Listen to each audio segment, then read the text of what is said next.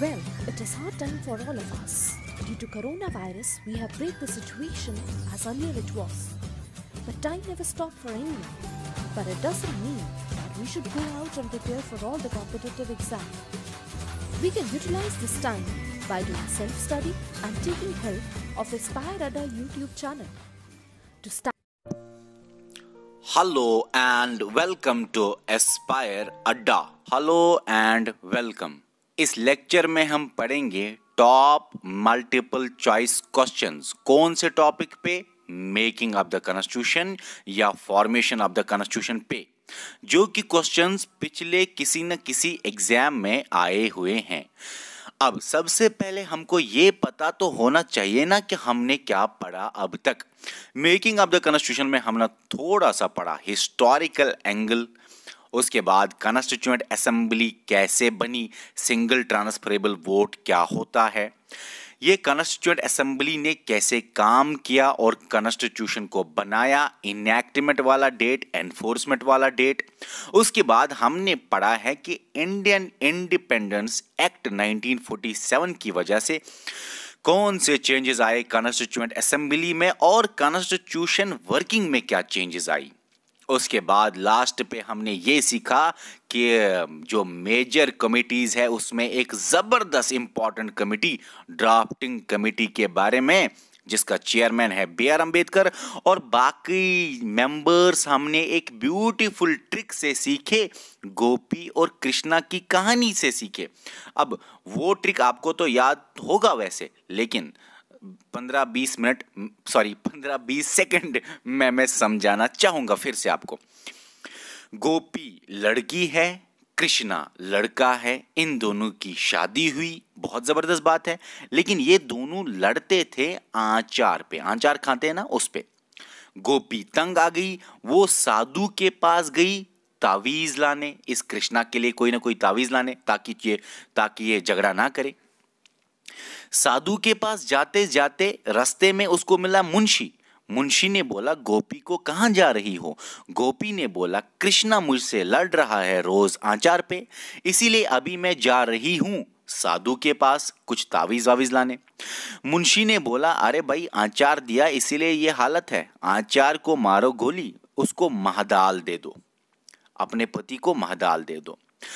देखो, गोपी से गोपाला स्वामी, कृष्णा से कृष्णा स्वामी, आचार्य से कृष्णा आचार्य, साधु से साधुल्ला, मुंशी से के एम मुंशी ही, महादाल से महादेव। पिछले लेक्चर भी मैंने बोला यहाँ पे महादेव फिर लिखना। ओके, यहाँ तक हमने पढ़ा था। अब हम देखेंगे मल्टीपल चॉइस क्वेश्चंस, लेकिन एक छोटा सा टॉपिक रह गया है। लेकिन ये ज्यादा से ज्यादा 5 मिनट में खत्म हो जाएगा, 4-5 मिनट में ये खत्म हो जाएगा। देखिए, हमको पढ़ना है कॉन्स्टिट्यूएंट असेंबली जिसने कॉन्स्टिट्यूशन को बनाया उसका क्रिटिसिज्म हमको पढ़ना है। क्रिटिसिज्म क्या क्या है? लोगों ने बोला कि ये सॉवरेन बॉडी नहीं है। सॉवरेन का मतलब होता है सुप्रीम, इंडिपेंडेंट, पावरफुल बॉडी नहीं है। कौन? Constituent assembly. क्यों? क्योंकि ब्रिटिश ने बनाया कॉन्स्टिट्यूएंट असेंबली को, क्रिएट किया कैबिनेट मिशन प्लान से, इसीलिए ये पावरफुल बॉडी नहीं है। इतना ही नहीं, कॉन्स्टिट्यूएंट असेंबली को जब सेशन कंडक्ट करने पड़ते थे ना, उनको परमिशन लेना पड़ता था ब्रिटिश से, इसलिए ये सॉवरेन इंडिपेंडेंट बॉडी नहीं है। और भी क्रिटिसिज्म क्या है? कॉन्स्टिट्यूएंट असेंबली रिप्रेजेंटेटिव बॉडी नहीं है, उसको लोगों ने नहीं चुना, उसमें डायरेक्ट इलेक्शन नहीं हुआ, यूनिवर्सल एडल्ट फ्रेंचाइज से नहीं हुआ डायरेक्ट इलेक्शन, उसमें इनडायरेक्ट इलेक्शन हुआ। और वो एडल्ट फ्रेंचाइज से इलेक्शन हुआ लेकिन इनडायरेक्ट वाला, मतलब कि प्रोविंशियल असेंबलीज ने उनको चुना, और अडल्ट जो थे प्रोविंशियल असेंबलीज में उन्होंने ही उनको चुना था। ओके, लेकिन यूनिवर्सल एडल्ट फ्रेंचाइज पे नहीं हुआ और लोगों ने नहीं चुना। आप कह सकते हो लिमिटेड अडल्ट फ्रेंचाइज पे हुआ, यूनिवर्सल पे नहीं, लोगों ने डायरेक्टली नहीं चुना, इनडायरेक्टली। ये सारी चीजें मैंने आपको पढ़ाया हुआ है, डिस्कशन किया हुआ है इस पे। टाइम कंज्यूमिंग, कॉन्स्टिट्यूएंट असेंबली ने 2 साल 11 मंथ 18 डेज लिए कॉन्स्टिट्यूशन बनाने में, और अमेरिका का कॉन्स्टिट्यूशन सिर्फ 4 महीनों में बना। ये तो कॉन्स्टिट्यूएंट असेंबली ने टाइम लिया बनाने में। अरे ड्राफ्टिंग कमेटी ने 6 महीने लगभग लिए ड्राफ्ट बनाने में ही। ड्राफ्टिंग कमेटी का काम क्या था? ड्राफ्ट बनाना, फिर उसके बाद रीडिंग हो जाएगी, second reading, third reading, amendments हो जाएंगे और लास्ट में फिर कॉन्स्टिट्यूशन बना और इतना टाइम लिया। लेकिन ड्राफ्टिंग कमेटी ने खुद 6 महीने लिए ऑलमोस्ट ड्राफ्ट बनाने पे। इसीलिए ड्राफ्टिंग कमेटी को कभी कभी बोलते थे ड्रिफ्टिंग कमेटी भी, ये ड्रिफ्ट करता है, ठीक है ना। ओके, ये काम से ड्रिफ्ट हो रहा है इसका। Okay, dominated by the Congress, constituent assembly में ज्यादा कांग्रेस मेंबर थे। ग्रेवाइल ऑस्टिन ने बोला ये वन पार्टी बॉडी है, वन पार्टी कंट्री में, और ये वन पार्टी बॉडी, बॉडी का मतलब कॉन्स्टिट्यूएंट असेंबली, उसमें वन पार्टी है, कौन सी? कांग्रेस। कंट्री मतलब इंडिया, इंडिया में भी वन पार्टी ही ज्यादा रूल कर रहा है, वो कौन है? कांग्रेस, ठीक है। कॉन्स्टिट्यूएंट असेंबली में भी वन पार्टी कांग्रेस, कंट्री में भी वन पार्टी कांग्रेस, ज्यादा रोल है उन्हीं का। और लायर पॉलिटिशियन डोमिनेशन इस कॉन्स्टिट्यूएंट असेंबली में था, यह भी एक क्रिटिसिज्म है। इन्हीं की वजह से इनको ज्यादा नॉलेज है, तभी तो कॉम्प्लिकेटेड लैंग्वेज है कॉन्स्टिट्यूशन की, और इनके पास ज्यादा नॉलेज है तभी तो बल्कनेस, ज्यादा बड़ा बन गया कॉन्स्टिट्यूशन। और एक क्रिटिसिज्म है, constituent assembly dominated by the Hindus, Hindus ज्यादा इसमें थे। विस्काउंट सिमन ने बोला constituent assembly body of Hindus है। विंस्टन चर्चिल ने बोला इसमें वन मेजर कमेटी है हिंदूज, किसमें? कॉन्स्टिट्यूएंट असेंबली में, जिसका काम था कॉन्स्टिट्यूशन बनाना। कुछ फैक्ट्स भी है वो याद रखो। BN राव है कॉन्स्टिट्यूशनल एडवाइजर या लीगल एडवाइजर, किसका? कॉन्स्टिट्यूएंट असेंबली का, या ड्राफ्टिंग कमेटी का भी आप बोल सकते हो। BN राव ड्राफ्टिंग कमेटी को भी एडवाइस देता था किस तरह ड्राफ्ट बनाओगे, ठीक है ना। ओके, देखो MN रॉय ने आइडिया दिया था 1934 में, BN राव कॉन्स्टिट्यूशनल एडवाइजर। अच्छा, इस कॉन्स्टिट्यूशन असेंबली जो है ना, कॉन्स्टिट्यूएंट असेंबली, उसकी सिंबल या सील क्या है? एलिफेंट। देखो ना, ASSEMBLY, असेंबली और एलिफेंट के सेम टू सेम ये है, डिजिट्स है, सॉरी क्या बोलते हैं इसको? अल्फाबेट्स, लेटर्स है। ओके, उसके बाद आयनगर कौन है? वो सेक्रेटरी है, किसका? कॉन्स्टिट्यूएंट असेंबली का। चलो ठीक है, कॉन्स्टिट्यूएंट असेंबली का इतना हुआ। अब जो कॉन्स्टिट्यूशन बना उसको शक्ल किसने दी?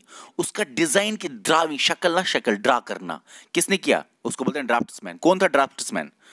मुखर्जी। ओके, अच्छा, कैलीग्राफर कौन था? कैलीग्राफर का मतलब जिसने कॉन्स्टिट्यूशन का style of writing of constitution, calligrapher. और वो कौन था? लेकिन आप पहले ये जानो ना कि उसने कौन से स्टाइल से कॉन्स्टिट्यूशन को लिखा, फ्लोइंग इटैलिक स्टाइल से। और कौन था ये बंदा जो कैलीग्राफर था? प्रेम बिहारी नारायण रायजादा। ओके, यहां तक आपको समझ में आ गया कि ये कैलीग्राफर था। अब इसने कॉन्स्टिट्यूशन को लिखा एक स्टाइल में। इतना ही नहीं, Hindi calligrapher, Hindi style of writing में किसने हिंदी में लिखा कॉन्स्टिट्यूशन को? कृष्ण वायदिया। ओके, और लास्ट में Ambedkar architect of Indian constitution है, फादर ऑफ इंडियन कॉन्स्टिट्यूशन है, मैन ऑफ मॉडर्न मेन्यू है अंबेडकर। ये मैंने पिछले लेक्चर में बताया हुआ है। अब आपको मैंने पिछले लेक्चर में भी ये भी समझा कि कुछ 8 मेजर कमिटीज थे। 8 मेजर कमिटीज पहले जानो, फिर हम आएंगे क्वेश्चंस पे। क्वेश्चंस पिछले पेपर्स में आए हुए हैं, वो हम पढ़ेंगे। बस 8 मेजर कमिटीज के आपको याद रखने, सिर्फ चेयरमैन। ये माइनर कमिटीज आपको याद, ये जो आपके सामने माइनर कमिटीज है ना, इसको याद नहीं रखना। सिर्फ मेजर 8 कमिटीज के चेयरमैन को याद रखना है। थोड़ा सा मैं आपको ट्रिक से समझाऊंगा, हल्का सा, ज्यादा नहीं है। जहां पे भी यूनियन और स्टेट होगा ना, यूनियन स्टेट होगा, वहां पे चेयरमैन जवाहरलाल नेहरू। यूनियन और नीचे एक जगह स्टेट है, चेयरमैन कौन है? जवाहरलाल नेहरू। ओके, बात खत्म। अब यहां तक समझ आया। उसके बाद प्रोविंशियल कॉन्स्टिट्यूशनल कमेटी और advisory committee on fundamental rights, इस दोनों का सरदार वल्लभभाई पटेल है। सरदार पटेल किसका? प्रोविंशियल कमेटी, और माइनॉरिटी, ट्राइबल और फंडामेंटल राइट्स कमेटी जो है उसका भी सरदार पटेल ही है। ये जो एडवाइजरी कमेटी है, इसमें 5 सब कमिटीज है, वो आपको जाननी नहीं है, और उनके चेयरमैन भी याद मत रखो। अगर रखना चाहते हो तो JB कृपलानी थोड़ा सा इंपॉर्टेंट नाम है, बन जाता है इंपॉर्टेंट, वैसे याद रखने की जरूरत नहीं। उसके बाद रूल्स ऑफ प्रोसीजर, हाँ, ऊपर ड्राफ्टिंग कमेटी का भी था चेयरमैन, वो कौन है? BR अम्बेडकर। वो तो सबको पता है, हमने अच्छी तरह पढ़ा भी। रूल्स ऑफ प्रोसीजर कमेटी और स्टीयरिंग कमेटी, दोनों का राजेंद्र प्रसाद है। इसका तो हो गया। दोनों का राजेंद्र प्रसाद है। प्रोसीजर कमेटी कौन सा प्रोसीजर चलेगा, कैसा प्रोसीजर चलेगा। स्टीयरिंग कमेटी क्या होता है, स्टेयरिंग आपको पता है ना, हैंडल गाड़ी की स्टेयरिंग, जहां से चलाओगे वहीं से गाड़ी चलेगी। स्टीयरिंग कमेटी का हेड राजेंद्र प्रसाद था, चेयरमैन। ये कमेटी चलाती थी कॉन्स्टिट्यूएंट असेंबली को कि किस तरह से आप चलोगे और कॉन्स्टिट्यूशन बनाओगे। स्टीयरिंग कमेटी का काम था कॉन्स्टिट्यूएंट असेंबली को चलाना, शॉर्ट में। माइनर कमिटीज के आपको याद नहीं रखने। अब हम आएंगे क्वेश्चंस पे। टाइम क्या है, ओ 9 मिनट। अब देख लीजिए सर क्वेश्चन क्या है। सबसे पहले क्वेश्चन है कि कौन सा बेसिस था कॉन्स्टिट्यूएंट असेंबली बनने का, कॉन्स्टिट्यूशन किस तरह से कॉन्स्टिट्यूएंट असेंबली बनी, किसने बनाई, कैबिनेट मिशन प्लान से। ये तो हमने पढ़ा। क्रिप्स मिशन अगस्त ऑफर फेल हुआ तो कैबिनेट मिशन प्लान से ही बना। अच्छा, कॉन्स्टिट्यूशन ऑफ इंडिया जो है वो अडॉप्ट हुआ, कब हुआ वो अडॉप्ट बताइए। 26 जनवरी 1950 को एनफोर्स हुआ। अडॉप्ट कब हुआ, 26 नवंबर 1949 में। ओके, किसने प्रिजाइड किया first meeting of the Indian constituent assembly, किसने प्रिजाइड किया इसको, पहली मीटिंग को। आपको पता है पहली मीटिंग एस सिन्हा ने की, जो कि टेम्पररी प्रेसिडेंट था। सेकंड मीटिंग पे ही इसको चेंज किया गया था और परमानेंट प्रेसिडेंट कौन था, राजेंद्र प्रसाद। उसके बाद कौन है एडवाइजर ऑफ द, एडवाइजर तो अभी मैंने बोला, एडवाइजर कौन है, BN राव। आइडिया होता तो MN Rao. Okay, constituent assembly ने कब से स्टार्ट करना फंक्शन किया, स्टार्ट मतलब पहली मीटिंग कब हुई, 9 दिसंबर 1946। ये सारी चीजें हमने पढ़ी हुई हैं। इतना ही नहीं, हमने तो बहुत डीप में पढ़ा, ये तो कुछ सवाल है ही नहीं। देखो भाई, इनमें से किसने मूव किया ऑब्जेक्टिव रेजोल्यूशन, जो कि बाद में प्रेम्बल बना कॉन्स्टिट्यूशन का। इस डेट पे ऑब्जेक्टिव रेजोल्यूशन किसने मूव किया, किसने मूव किया, जवाहरलाल नेहरू ने। हमने तो ये पढ़ा, बहुत आसान से सवाल है। इनमें से कौन सा इज नॉट ए मेंबर, जो कि मेंबर नहीं है कॉन्स्टिट्यूएंट असेंबली का। वल्लभ भाई पटेल तो कमेटी का चेयरमैन है, वो तो मेंबर है। KM मुंशी भी ड्राफ्टिंग कमेटी का एक बंदा है। अभी हमने देखा कृपलानी भी एक जगह, तो नारायण आएगा आंसर। अभी मैंने बोला ना कृपलानी थोड़ा सा इंपॉर्टेंट बन जाता है। कॉन्स्टिट्यूशन ऑफ इंडिया कब कंप्लीट हुआ, कंप्लीट का मतलब कब बना, फॉर्म, इनएक्ट, अडॉप्ट, एनफोर्स नहीं, कब बना। 26 जनवरी तो नहीं होगा, एनफोर्स हुआ, ये वाला डेट है। ओके, कितने सेशन, 11 सेशन। मैंने आपको समझा है सेशन और मीटिंग में क्या फर्क है। ओके, पहला डे सेशन का किसने चेयर किया, पहले डे पे सर सचिंदर सिन्हा ने। हाँ, जब दूसरी मीटिंग थी उसमें आपको पता है कौन बना था प्रेसिडेंट परमानेंट। कितना टाइम लिया कॉन्स्टिट्यूएंट असेंबली ने कॉन्स्टिट्यूशन बनाने में, 2 साल 11 मंथ्स। अरे ये नहीं है, 2 साल 11 मंथ्स 18 डेज, बहुत ही आसान है। कॉन्स्टिट्यूएंट असेंबली जो है उसने ड्राफ्टिंग कमेटी को सेट किया। चेयरमैन कौन था, चेयरमैन BR अम्बेडकर था। लेकिन कब ड्राफ्टिंग कमेटी को बनाया, आपको मैंने ये बोला भी है पिछले लेक्चर में, 2 हफ्ते बाद जब आजादी मिली, 15 अगस्त के 2 हफ्ते बाद, 29 अगस्त 1947। चेयरमैन कौन था प्रोविंशियल कर्नल, अभी हमने देखा पटेल था, सरदार वल्लभ भाई पटेल। उसके बाद नंबर ऑफ मेंबर कितने थे ड्राफ्टिंग कमेटी में, 7 थे, 6 तो थे और 7वां कौन था, चेयरमैन। वो कौन था, BR अम्बेडकर और 6 मेंबर, 7 मेंबर आ गए ना। ओके, फर्स्ट सेशन कब हुआ कॉन्स्टिट्यूएंट असेंबली का, जब मिले, पहली मीटिंग हुई, वो तो ये थी। ओके, किसने प्रपोज किया preamble before the drafting committee of the constitution. वैसे एक क्वेश्चन गलत है भाई, प्रेम्बल तो बाद में आया, ड्राफ्टिंग कमेटी के सामने प्रपोज किसने किया प्रेम्बल। यहां पे तो ऑब्जेक्टिव रेजोल्यूशन इसको लिखना था, जवाहरलाल नेहरू ने। ठीक है, लेकिन अब हो गया, कोई बात नहीं। आप देख लीजिए, क्योंकि मैंने समझाया आपको पिछले लेक्चर, आप देख लीजिए, जो नया है वो देख लीजिएगा, पूरे लेक्चर देखो फिर मजा आएगा। कौन था प्रेसिडेंट कॉन्स्टिट्यूएंट असेंबली का इंडियन, हमें तो पता है भाई, इंडिपेंडेंट इंडिया मतलब 1947 के बाद कौन था, राजेंद्र प्रसाद। बहुत ही आसान है। Member of the constituent assembly को कैसे इलेक्ट हुआ, डायरेक्टली तो लोगों ने नहीं चुना, गवर्नमेंट तो था ही नहीं, नॉमिनेट क्या करेगा। प्रिंसली स्टेट्स ने रिप्रेजेंट किया, नहीं, प्रिंसली स्टेट्स ने आधा था उनका रोल नॉमिनेशन में, लेकिन इलेक्ट हुए बाय प्रोविंशियल असेंबलीज, वो भी इनडायरेक्ट इलेक्शन हुआ। ठीक है, ओके। उसके बाद इनमें से chairman person of drafting committee का कौन है भाई, चेयरमैन BR अम्बेडकर। ठीक है, उसके बाद कितने टाइम तक कॉन्स्टिट्यूशन बनाया गया, फाइनलाइज किया गया, कितने टाइम तक, पहली मीटिंग और लास्ट मीटिंग, दिसंबर 1946 से लेके नवंबर 1949 में बनाना constitution, adopt, enact, formation. Okay, कितने मेंबर थे इनिशियली कॉन्स्टिट्यूएंट असेंबली में, 389 कहां भाई, अरे क्या होगा भाई। अच्छा, इनिशियली कितने मेंबर थे? 389 है इसका आंसर भाई। ये गलत है क्वेश्चन, ये गलत है क्वेश्चन, ठीक है। यहाँ पे 389 मिसप्रिंट हो गया है, 389 इनिशियली 389 है, फिर कितने बने? 299, ठीक है ना, ऐसे ही था ना कुछ, जब 90 मेंबर्स चले गए थे मुस्लिम लीग के। ओके, तो ये भाई गलत है क्वेश्चन, या यहाँ पे आप 389 लिख लीजिए और आप चेक भी कर लीजिए, ये मैंने जूम किया, ये पेपर चेक कर लीजिए, आपको पूरा क्वेश्चन मिल जाएगा। हो जाता है प्रिंट गलत। ओके, उसके बाद कौन है चेयरमैन ऑफ यूनियन? हमें तो, मैंने यूनियन और स्टेट बोला ना, जवाहरलाल नेहरू, बात खत्म। आइडिया किसने दिया? आइडिया तो दिया एम एन रॉय ने, 1927 लिखा है। अरे एम एन रॉय ने आइडिया दिया, लेकिन 1934 में फिर से गलती। आपको पता है आइडिया किसने दिया पहली बार? एम एन रॉय ने पहले आइडिया दिया कॉन्स्टिट्यूएंट असेंबली का। कब?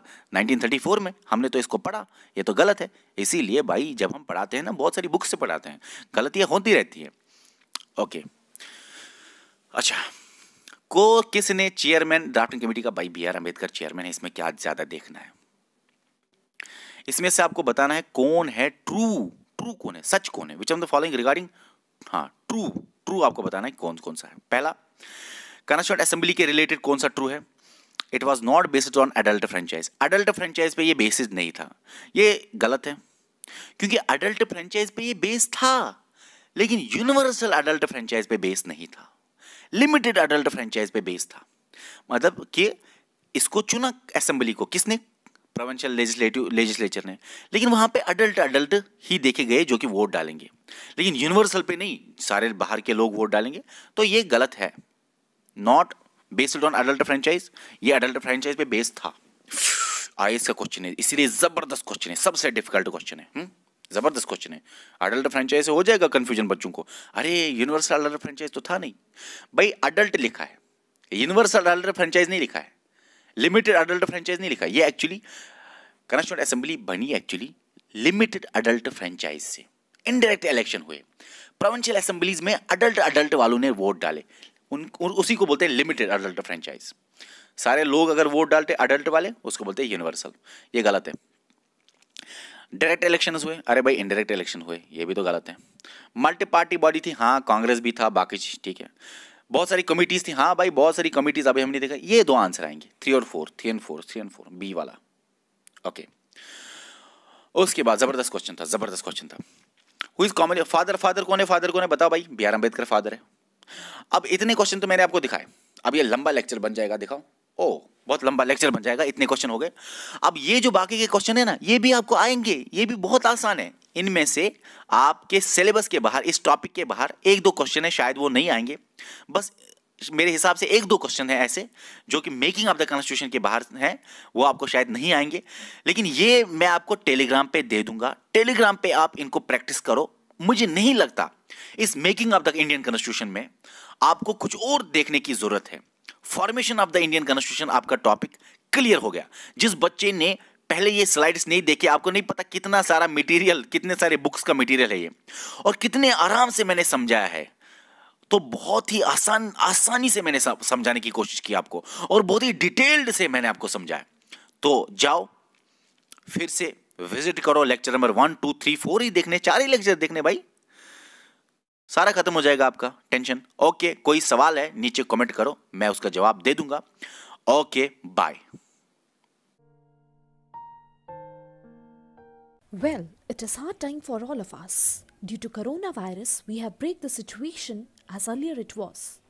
But time never stopped for anyone. But it doesn't mean that we should go out and prepare for all the competitive exam.